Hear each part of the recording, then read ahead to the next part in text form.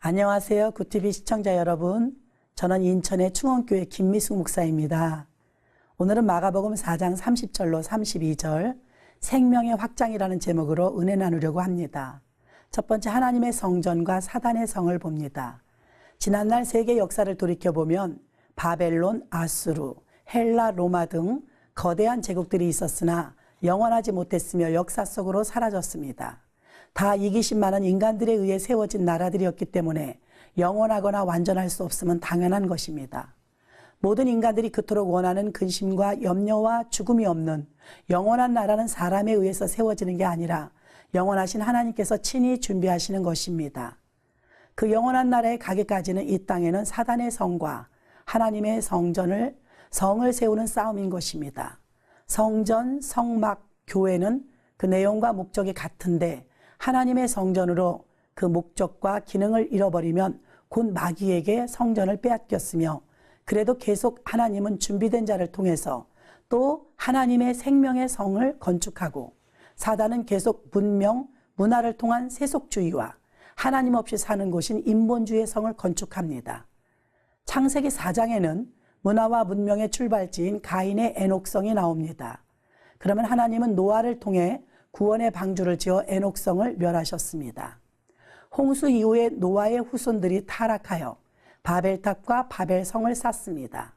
하나님은 창세기 18장에 아브라함의 단과 장막을 건축하십니다. 마귀는 롯이 갔던 소돔과 고모라 성으로 또 타락시킵니다.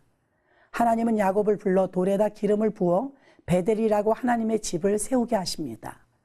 출애굽기에 사단은 애굽으로 가서 바로의 성 라암셋을 건축하게 합니다. 광야에서 모세를 통해 하나님은 다시 성막을 건축하십니다. 약속의 땅 가나안에서 솔로몬을 통해 솔로몬의 큰 성전을 건축합니다. 가나안에서 잘 먹고 번영하면서 타락되어 바벨론 왕 느부갓네살이 하나님의 성전을 파괴하고 성전의 기물을 가져다 가나안 신전에 둡니다. 우상 숭배와 교만으로 나라를 빼앗긴 바벨론 포로 시대에서 70년이 지나 석방되어 와서 예루살렘 성전을 재건합니다. 이렇게 구약이 끝납니다. 신약의 마태복음 16장에서 베드로에게 하나님의 집인 반석위에 내 교회를 건축하라고 하십니다. 사도행전 2장의 오순절날 마가의 다락방에 성령으로 신약교회가 탄생합니다.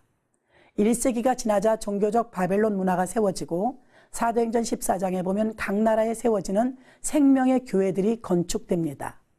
이렇게 이 세상은 계속해서 사단은 육체의 성을 쌓고 하나님은 하나님의 성전을 건축하는 일이 계속되니 성전 세우는 성경의 이야기가 마지막에 가서는 결론이 계시록 18장에 새 예루살렘 성전 건축으로 성취되는데 하나님의 성전이 완성되어 승리로 끝납니다. 두 번째, 하나님의 나라의 확장을 봅니다. 겨자씨는 마치 볼펜으로 점을 하나 찍은 정도의 크기에 불과한 작은 씨앗입니다. 하나님의 나라가 겉으로 보기에는 겨자씨처럼 미미하게 보이지만 시간이 갈수록 성장하고 변화하여 온 세상을 뒤덮고도 남는 큰 나무가 되어 하나님께서 이렇게 말씀하신 것입니다. 예수님은 영원한 하나님의 나라를 씨앗 중에 가장 작은 겨자씨로 비유하여 말씀하셨습니다. 그것은 하나님 나라는 영원함은 크고 작음에 있는 것이 아니라 그 속에 내재된 생명에 있음을 가르치고 계시는 것입니다.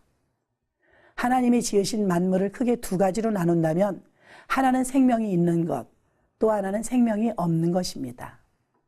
예수님의 12 제자도 보면 학벌도 지위도 없는 어부들이었고 숫자도 많지 않았습니다. 그러나 예수님은 자신의 공생의 전부를 이들에게 쏟으셨습니다. 하나님의 나라는 그 겨자씨와 같은 예수님을 통해서 점진적으로 시작되었습니다. 세 번째, 하나님 나라의 풍성을 보겠습니다. 그리스도에게 뿌리를 내려서 그분의 양분을 받아먹고 삽니다. 하나님의 은혜를 받아 구원을 얻은 사람이라면 가장 먼저 그의 영혼은 말씀과 기도를 통해서 예수님께 뿌리를 내리게 되어 있습니다. 겨자씨가 옥토에 떨어져 잘 자랐고 가지가 나고 많은 새들이 와서 깃들이는 것처럼 사랑의 사역은 언제나 주님의 것으로 풍성하게 됩니다. 예수님은 내가 온 것은 양으로 생명을 얻게 하고 더 풍성히 얻게 하려는 것이라 요한복음 10장 10절에 말씀하십니다. 결론은 앞으로도 이 세상은 계속해서 마귀의 성을 쌓아서 믿음에서 떨어지도록 유혹할 것입니다. 그러나 하나님께서는 또 하나님의 성전을 건축하실 것입니다. 이렇게 계속 교회를 세우시는 이유는 생명의 확장을 위한 하나님의 큰 뜻입니다. 겨자씨는 작아도 생명이 있어서 가치가 있는 것입니다. 영원한 생명을 얻는 교회는 생명을 살려야 합니다.